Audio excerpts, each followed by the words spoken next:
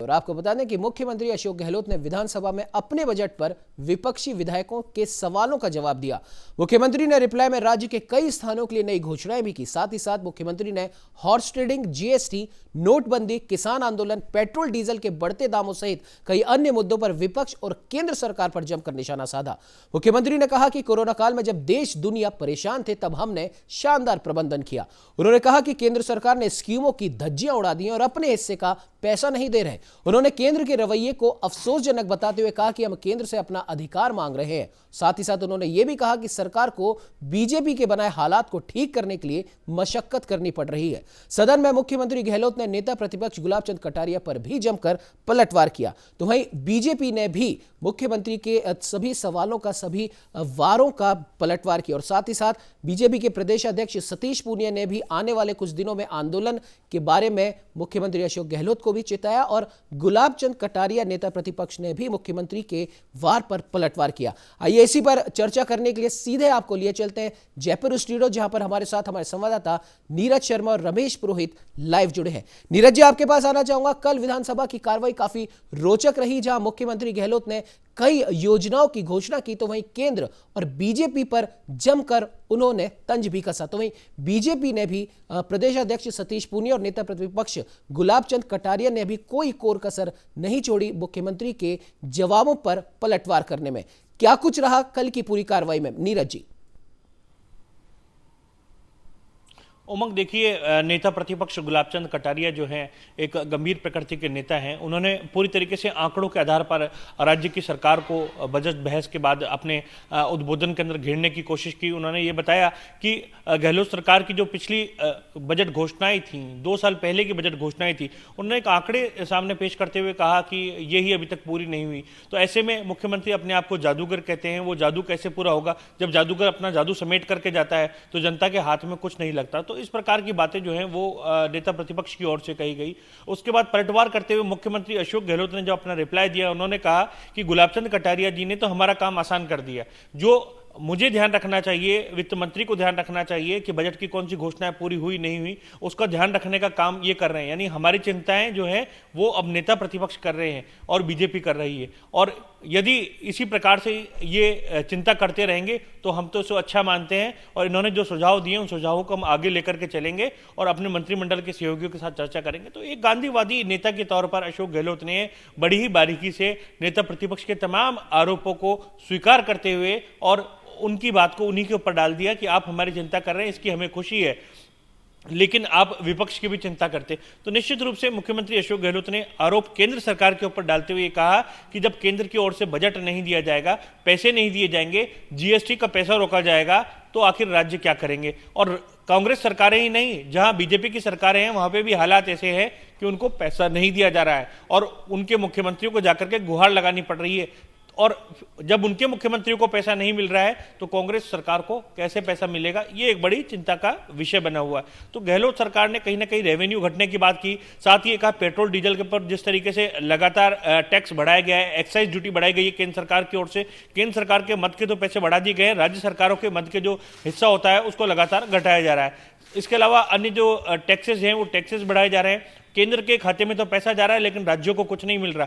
Eastern Rajasthan canal योजना की बात हो, चाहे अन्य जो मद की बात हो, जो राज्यों को पैसा मिलना था जीएसटी का, वो 14,000 करोड़ रुपया भी नहीं मिला। तो निश्चित रूप से मुख्यमंत्री अशोक गहलोत ने एक बड़ा निशाना केंद्र सरकार के ऊपर साधा और बीजेपी को घेरने का काम इस दौरान किया। उन्होंने बार बार चुटकी भरे अंदाज के अंदर अपनी बातें कही और उन्होंने सीधे तौर पर यह कहा हम आम जनता के हित से जुड़े हुए हैं। और आपने ये तक कह दिया गहलोत ने कि हमने 4 ऐसे महाविद्यालय दिए जो कि गर्ल्स कॉलेज थे और वो विधायकों के, दिवंगत विधायकों के नाम पे थे। इसको लेकर के भी हमें उम्मीद थी कि आपसे कोई तारीफ मिलेगी, प्रशंसा मिलेगी, लेकिन उस बारे में आपने कुछ नहीं कहा, जिसमें आपकी विधायक किरण माहेश्वरी भी थी। तो निश्चित रूप से एक सियासी रूप से एक जोरदार कल का जो उद्बोधन गुलाब चंद कटारिया का और मुख्यमंत्री अशोक गहलोत का रिप्लाई रहा। इस दौरान उससे पहले आपको बता दें कि सतीश पूनिया जो कि बीजेपी प्रदेश अध्यक्ष भी हैं, उन्होंने एक बात कही थी कि वैसे तो एंटी इनकम्बेंसी जो होती है वो चौथे साल बनना शुरू होती है किसी सरकार के खिलाफ, लेकिन यहाँ तो दूसरे साल से ऐसा शुरू हो जी गया। बिल्कुल हमारे नीरज साथ जी, में बिल्कुल पुरोहित भी रमेश हैं, हमारे जी सहयोगी। से ही रमेश मेरा जी, अगला सवाल जो भी था। ये जुबानी रमेश जी,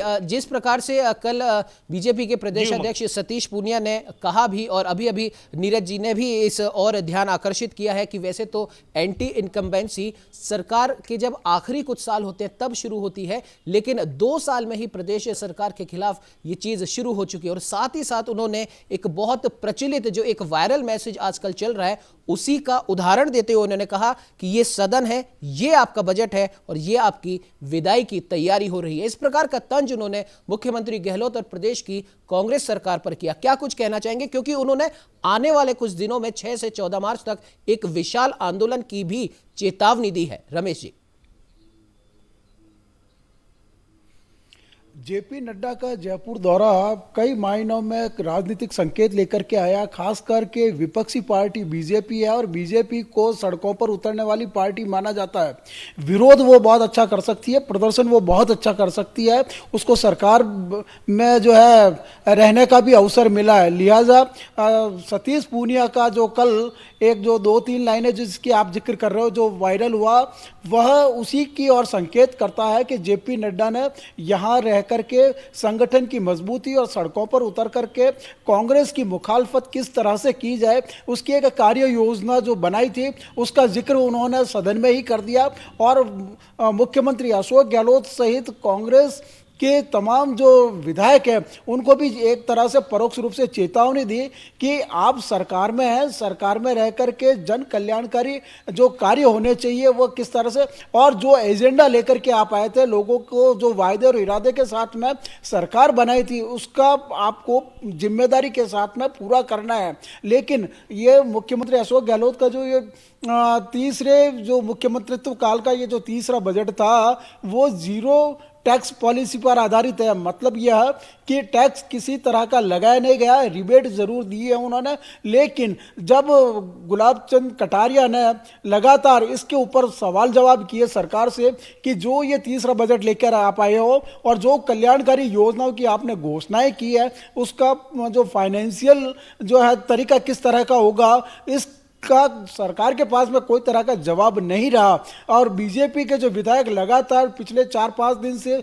जब से ये बजट बहस प्रारंभ हुई थी तब से उसकी ओर इंगित करते हुए लगातार सरकार का ध्यान आकर्षित किया कि समाज में या सरकार में या प्रदेश में जहां तक हो सकता है इंटीरियर जो लोकेशंस है वहां तक सुख सुविधाएं अभी पूरी तरह से पहुंची नहीं है। समाज के अंतिम पायदान पर जो व्यक्ति बैठा है उस तक सरकारी सुविधाओं का लाभ किस तरह से पहुंचेगा, उसके लिए आर्थिक व्यवस्था क्या होगी, इसका जिक्र मुख्यमंत्री अशोक गहलोत ने नहीं किया। यही वजह है कि बीजेपी लगातार जो है आक्रामक मूड में रही और जेपी नड्डा के दौरे के बाद में उसका जो तेवर है वो काफ़ी तीखे हैं। और इसका जो जिक्र सतीश पूनिया ने बता भी दिया कि आने वाले दिनों में जो है बीजेपी किसी भी तरह से वॉक ओवर नहीं देगी, ना तो कांग्रेस को ना कांग्रेस की सरकार को।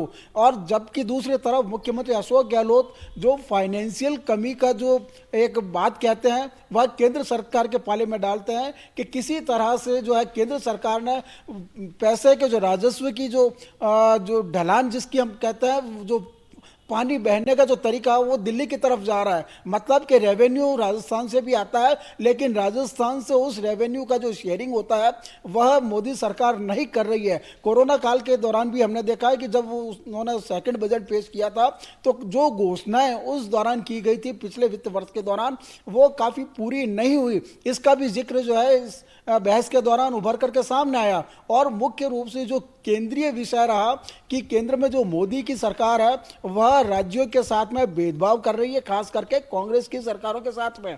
तो ये जो तर्क और वितर्क की जो परंपरा है, लेकिन हाँ इतना जरूर तय है कि सरकार को फाइनेंशियल मैनेजमेंट में जो है टाइम बाउंड पॉलिसी के साथ में अगर वो काम करती है और पैसों का राजस्व का सही तरीके से जो है एलोकेशन ऑफ रिसोर्सेज हो जाता है तो निश्चित रूप से जो योजनाएं सरकार फ्लोर पे सदन की पटल पर जो करती है वो जिम्मेदारी बन जाती है उसकी पालना करने की। लिहाजा ये तो आने वाला वक्त बताएगा और ये पूरा वित्त वर्ष बताएगा कि किस तरह से जो पैसा आना चाहिए, एलोकेशन ऑफ रिसोर्सेज की बात करते हो, वो कहाँ कहाँ पे किस किस मद में कैसे खर्च होगा, इसकी मॉनिटरिंग भी मुख्यमंत्री अशोक गहलोत की ही जिम्मेदारी है, सरकार की जिम्मेदारी है कि वह प्रशासन को किस तरह से चुस्त दुरुस्त रख करके एक, क्योंकि रेवेन्यू के जो आने का जो तरीका है वो लिमिटेड है। अब जीएसटी के बाद में सरकार के पास में बहुत कम जो है ऑप्शंस रह जाते हैं पैसा आने का। लिहाजा अब जीएसटी के दायरे से बाहर, और जहां तक महंगाई की अगर बात करते हैं पेट्रोलियम डीजल की, तो हमेशा से राजनीतिक बहस का मुद्दा जरूर रहा, लेकिन बीजेपी हो कांग्रेस हो जीएसटी में इसको नहीं ला रहे हैं। अगर वो जीएसटी में इसको डाल देते हैं पेट्रोलियम पदार्थों को, तो निश्चित रूप से पेट्रोल की जो कीमतें, आज लोग सड़क पर उतर करके बार बार ये बात कह रहे हैं, एक बहस का मुद्दा बनता जा रहा है। तो कुल मिलाकर के आपके पास में रेवेन्यू जनरेशन के जो सोर्सेज लिमिटेड है, और उस लिमिटेड सोर्सेज में आपको जो ये जो योजनाएं लोक लुभावन आप करते हो उसका जो किस तरह से क्रियान्वयन किया जाएगा। मुख्यमंत्री अशोक गहलोत के लिए जादूगर शब्द का जो इस्तेमाल करता है, जादूगरी इसी में ही होगी कि वो उन लिमिटेड सोर्सेज में मैक्सिमम आउटपुट किस तरह से देखता है, और उसका सिर्फ और सिर्फ एक तरीका है कि वह जो है ब्यूरोक्रेसी के ऊपर एक टाइम बाउंड प्रोग्राम के तहत मॉनिटरिंग करते हुए अगर वो जी बिल्कुल पुरोहित जी, आपने सही कहा कि राजनीति में मुख्यमंत्री अशोक गहलोत के लिए जो शब्द का इस्तेमाल किया जाता है जादूगर, और जैसा कि आपने भी कहा कि जादूगरी तभी सिद्ध होगी जब एक तय समय सीमा में जो घोषणाएं की गई हैं उनका क्रियान्वयन सुनिश्चित किया जा सके। नीरज जी, आपके पास में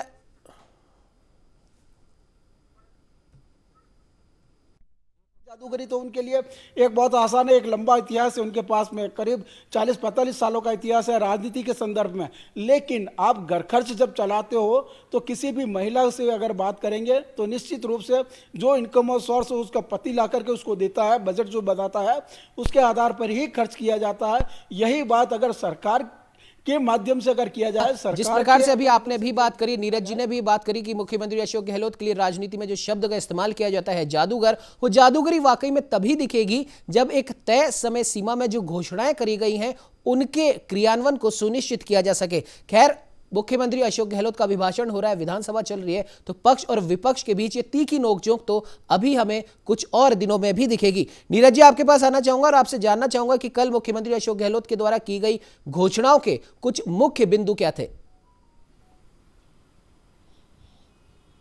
देखिए, मुख्यमंत्री अशोक गहलोत ने कल कई अहम घोषणाएं जो हैं वो इस राज्य के बजट वाद विवाद बहस के बाद में अपने जवाब के दौरान की हैं। एक तो राज्य के अंदर वन एवं पर्यावरण जो है इसके संरक्षण के लिए खास तौर पर जो है सेल का गठन करने की बात जो है वो सामने आई है। प्रदेश में पर्यावरण संरक्षण से संबंधित योजनाओं के क्रियान्वयन और मॉनिटरिंग के लिए एनवायरमेंट मैनेजमेंट सेल का गठन किया जाएगा। तो ये महत्वपूर्ण सेल रहेगी जो कि पूरा पर्यावरण जो पारिस्थितिकी तंत्र है इसके सुधार के लिए काम करेगी। इसी तरीके से अधिस्वीकृत जो पत्रकार हैं उनकी एक बड़ी मांग ये रह गई थी कि पत्रकारों के लिए एक तो मेडिक्लेम की राशि दी जा रही है, वो केवल 3 लाख रुपए कैशलेस दी जा रही है, जबकि भामाशाह जैसी योजना के अंदर ही 5 लाख रुपए सभी लोगों के लिए ये कैशलेस योजना कर दी है। तो पत्रकारों की मांग थी कि इसे बढ़ाकर के कम से कम 5 लाख तो करना चाहिए भामाशाह की तर्ज पर। तो मुख्यमंत्री ने उसको स्वीकार करते, क्योंकि बजट में ये चीज रह गई थी पत्रकारों के लिए, तो 5 लाख रुपए मेडिक्लेम जो राशि है इसको बढ़ाते हुए 5 लाख रुपए करते हुए और यूनिवर्सल हेल्थ स्कीम में इसको लाने के लिए मुख्यमंत्री ने घोषणा कर दी है। इसके साथ ही एक महत्वपूर्ण घोषणा पत्रकारों के लिए यह भी रही कि जो वरिष्ठ और बुजुर्ग जो पत्रकार हैं 60 वर्ष से ऊपर के, और उनके लिए अभी तक जो पेंशन का प्रावधान था वो 10,000 रुपए था, जबकि कई राज्यों के अंदर 15,000 रुपए ये प्रावधान था। तो मुख्यमंत्री ने उसी तर्ज पर राजस्थान में भी 15,000 रुपए इस राशि को कर दिया है, यानी कि जो वरिष्ठ पत्रकार हैं, जो बुजुर्ग पत्रकार हैं, उनको पेंशन राशि अब 15,000 रुपए प्रति माह मिल सकेगी। इसी प्रकार से परिवहन की बात करें, खाजूवाला बीकानेर और इसके साथ ही कामा भरतपुर में उप जिला परिवहन कार्यालय खोलने की घोषणा मुख्यमंत्री ने की है। ग्रामीण विकास और पंचायत राज की बात करें तो मनरेगा जो योजना है इसके अकुशल श्रमिक परिवारों को अपने औजार गेती फावड़ा इन सब के लिए 50 दिनों का रोजगार पूरा करने के लिए वर्ष जो है 50 रुपए की सहायता जो है इनको अलग से दी जाएगी। पर्यटन की बात करें तो रामदेवरा जो जैसलमेर है, यहां पर्यटन के लिहाज से 2 करोड़ रुपए के विकास कार्य जो हैं वो करवाए जाएंगे। तो इस प्रकार की महत्वपूर्ण घोषणाएं मुख्यमंत्री अशोक गहलोत की ओर से की गई हैं। स्वास्थ्य की बात करें, स्वास्थ्य और शिक्षा के क्षेत्र में भी कई अहम घोषणाएं मुख्यमंत्री अशोक गहलोत की ओर से की गई हैं। पुरोहित जी, जो घोषणाएं की गई हैं कल की, आपको लगता है जो आज से अनुदान मांगों पर भी चर्चा हो रही है, लेकिन जो घोषणा की गई है कहीं ना कहीं जो चीजें तथ्य रह गए थे उन्हीं को लेकर के ये घोषणाएं हुई। जी बिल्कुल सही कह रहे हैं कि बजट जब सदन में पेश किया जाता है तो कई ऐसी चीज़ें होती है जो उस समय तो संज्ञान में आती है, लेकिन वाद विवाद के बाद में लोगों की राय जानने के बाद में जो चीज़ें या जो विषय छूट जाते हैं सरकार की तरफ से भी उनको भी समावेश करने की कोशिश की जाती है। यह एक सुंदर व्यवस्था है, लोकतांत्रिक व्यवस्था है। और बजट प्लानिंग में भी ये होता है कि जब हम घर खर्च का जब बजट तैयार करते हैं तब जिस समय जो जो चीज़ें आप दिमाग में आती है वो हम नोट डाउन करते हैं, बाजार से जो खरीद फरोख्त की बातें होती है ये सारी चीज़ें। लेकिन कई चीज़ें ऐसी होती है जो कि मिसप्लेस हो जाती है, उस समय संज्ञान में नहीं आती, लेकिन जब घर में बैठ करके चर्चा विचार विमर्श होता है तो कई और जो जो जरूरतें होती है वो भी सामने आता है। उसके लिए भी हम एलोकेशन ऑफ धार्मिक बजट पर्यटन को भी सरकार पटरी पर लाना चाहती है। रामदेवरा जैसलमेर क्षेत्र में 2 करोड़ रुपए के सौंदर्य कार्य की घोषणा की गई है। कितना महत्वपूर्ण है वो क्षेत्र रामदेवरा का? बिल्कुल आप कह रहे हैं कि धार्मिक पर्यटन का जो है उसका आप रिलीजियस एस्पेक्ट तो ही है, लेकिन टूरिज्म की दृष्टि से भी अगर देखें तो काफ़ी महत्वपूर्ण माना जाता है, क्योंकि वहाँ अगर मान लो रामदेवरा हो या सालासर बालाजी हो या इस तरह के जो जो जो स्थान होते हैं रिलीजियस, तो वहाँ पर जो श्रद्धालु है वो आते हैं तो कुछ खर्च भी होता है, रुकते भी हैं, खान पान भी होता है और ट्रांसपोर्टेशन का भी होता है। तो पर्यटन की दृष्टि बिल्कुल बिल्कुल नीरज जी, तो जाहिर सी बात है कि मुख्यमंत्री अशोक गहलोत ने आने वाले कुछ सालों तक के लिए जो घोषणा जो करी है उनमें हर एक वर्ग का यहां पर ध्यान रखा गया है, न सिर्फ किसानों का, क्योंकि नई कृषक मंडी खोलने की भी यहां पर घोषणा की है, किसानों की भी बात उन्होंने करी है, पर्यटकों की भी बात करी है, स्वास्थ्य क्षेत्र की भी उन्होंने बात करी। तो कुल मिला के हम ये कह सकते हैं कि मुख्यमंत्री अशोक गहलोत ने सभी वर्गों को अपने इस बजट में साधने की कोशिश की है। बिल्कुल, आप दोनों का ही हमारे साथ में जुड़ने के लिए बहुत बहुत धन्यवाद।